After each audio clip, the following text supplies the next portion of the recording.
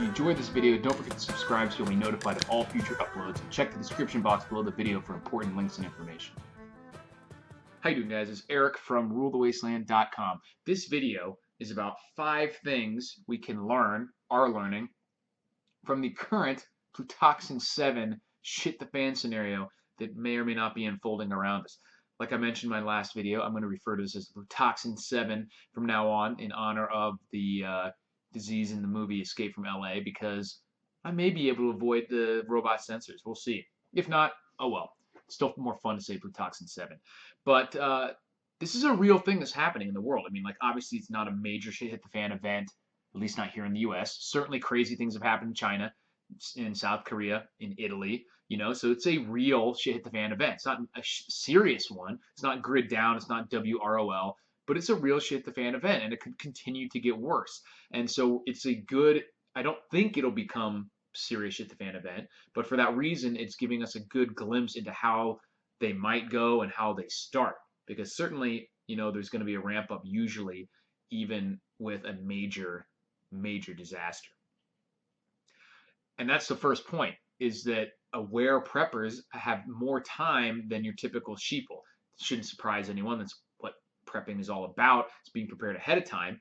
But for even things like, when you're generally prepared, like most of us still had to go out and get things specific to a pandemic or something like that to really be prepared for this. But we started seeing the signs much earlier. I mean, you can look when we first started doing our videos on the topic with the prepper trifecta and everything. That was weeks ago. There was still all the stuff that I mentioned in the last video that sold out. That stuff was all still available. Pretty much all of it, maybe the exception of the masks were gone, or at least expensive. But everything else, it's sold out now. Toilet paper, hand sanitizer. You could still get all that stuff. I know because I got a little bit more of it. So preppers who see the signs of potential events unfolding have more time to get this stuff. And that is incredibly useful, could make a huge difference in an event that does end up being way more serious. And in an event that doesn't end up being very serious, I use hand sanitizer anyway. I use toilet paper anyway. I use food anyway. There's really not too many things that you would buy as a prepper that you don't eventually use. So you really aren't out much. And just being aware as a prepper can help you beat the crowds, beat the panic. Number 2, kind of along the same lines, the second thing that we can start to learn from this, that we're seeing around us every day, is that resources don't necessarily disappear in a coherent or linear way. Like we've seen big box stores here in Las Vegas after the first few cases of Plutoxin 7 were announced as being officially confirmed, is that big box stores, Sam's Club, Costco, and then to a lesser extent Walmart, Target, those emptied out a lot quicker. There were certain things that were just completely bare shelves there that you could go into your Walgreens, you could go into your Albertsons, your Safeway, your Whole Foods, your Sprouts, whatever little, spots you have that were readily available still. So that's, have different places that where to look if the first spot you have sold out, because it might just be extremely localized, at least for a brief period of time. We're not talking weeks here, but if a store is emptied, that doesn't mean that every store in your city is instantly empty. There's probably lots of other places that have similar things. People just go to where they can buy the most and buy the cheapest first. So if you jump, a little bit ahead of the crowd, maybe pay a few extra bucks, you can probably get that stuff before it totally runs out. Obviously, if you're really into preparedness, you shouldn't hopefully be having to do that, but it's like I mentioned a few minutes ago, it's not a bad idea to bolster your preparations in an area specific to what you think may be unfolding at the time. Number 3, this is one of the most important lessons, and something that non-preppers really need to understand about the scenario, is that the panic or people's reaction to a perceived event can be what causes more problems, or can be worse than the actual event. Now, we don't know how serious this is going to get in the United States or in Europe, but even if it were to completely stop now, the actual disease, instant cure, whatever, just totally disappears for whatever reason, a lot of the problems that have arisen because of it are because of people's reaction, whether that's a good reaction or a bad reaction. I tend to think that stocking up on things like toilet paper, water, food is smart, but that's what's causing problems for people right now. It's not really the virus itself that's causing problems for too many people yet. It's the quarantines, it's things getting shut down, so in economical sense, it's resources disappearing. So it's the people's reaction to it. So even if this was completely fake, engineered panic, like some people seem to think it is, that's still a reason to prepare, because no matter, it doesn't matter why the resources are going to be tough to get. You need to have access to them for yourself, for your family. So the fact that you think the virus may be fake doesn't really matter. You still need the same things. You may need less of the hand sanitizer and less of the masks, but you still need food, you still need water, you still need toiletries, you still need to have your finances squared away so you can go a few weeks without totally being broke, you know, if you lose your job or if you have to stay quarantined or something like that. Because the quarantine might be involuntary, you know what I mean? Even if all this was bogus, you still need the same stuff. And so the people's reaction is something that it needs to be prepared for in and of itself too. That can be a shit hit the fan. That can be a reason to prepare. And the more serious the event, the more serious the reaction is going to be as well. So that's something we're learning from this as well, is that the reaction of people, which I think a lot of us foresaw that or saw it as an issue in general for shit the fan, is something that needs to be prepared for.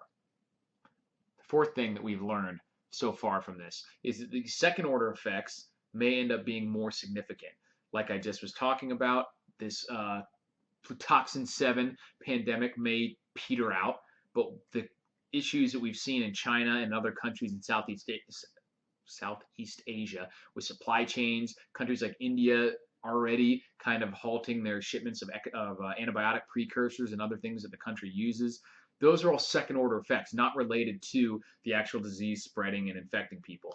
And those are probably going to be more significant 6 months, a year from now, than the actual deaths from the disease, depending on how bad it gets. Obviously, it could swamp the whole country, you know, overwhelm the hospital system, and then that would be the primary effect. But then the second order effects will still be there, and they still may end up being worse for the average person or just any random person than the actual disease itself.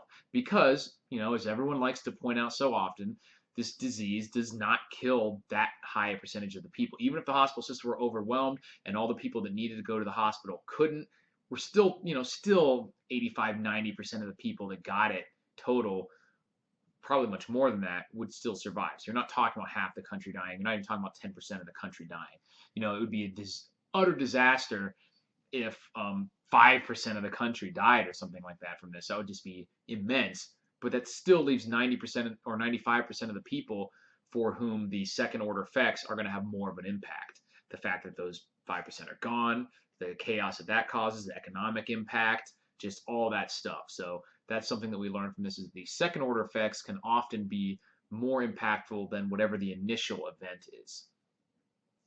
Fifth thing that we've learned, and this is probably the most ominous, is that preppers and those who decide to stockpile and store up may be vilified in a slow burning or less than incredibly serious shit the fan event. Obviously, if there is something like an EMP or a nuclear war or something crazy like that, there wouldn't really be time or situation for people to vilify preppers on like social media and in just out and about in society. But an event like this, where it's a little bit lesser of an event, you know, people can still get on Facebook and lambaste people for hoarding or for buying things or for stocking up, for causing panic.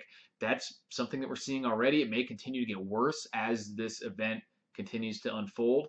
And the worse event that happens, the worse those people will be vilified. So imagine if a year from now, if a disaster, the worst possible scenario for this unfolded, you know, hundreds of thousands of people died, the economy's collapsed, and then people are sitting there with plenty of their hand sanitizer and they're fine, they've got their finances in order and whatever. They're going to be looked at by some as having caused some of those economic effects of like, oh, this resource wasn't there for the people that needed it because you were hoarding it and things like that. So that's something to really watch out for. And if you don't have a good reason for letting people know about your preparations, then you should probably put a lid on it. And some of us are already out there to some extent, so there's not much you can do about that. And I definitely don't think you should stop spreading the good word of how important it is to prepare, but you don't need to necessarily go into what you have, what you do exactly, and just stick with the government's guidelines for most people unless you really find a receptive audience, because that vilification of the prepared could become a lot more serious.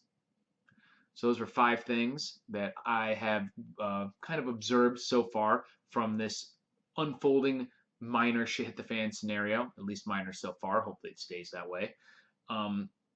Let me know what you guys think. If you have seen any other prepping lessons that have either been confirmed, debunked, or that you've learned new that you hadn't thought of. There's probably some that have been debunked so far that I haven't really thought of. That might be a topic for another video, but that'd be interesting to see things that people all thought would happen in the prepper community and really hasn't panned out. But these are certainly things that are panning out and could continue to get worse now, or certainly get worse in worse shit the fan events. Thanks for watching, guys. Check out rulthewasteland.com, and I'll talk to you later.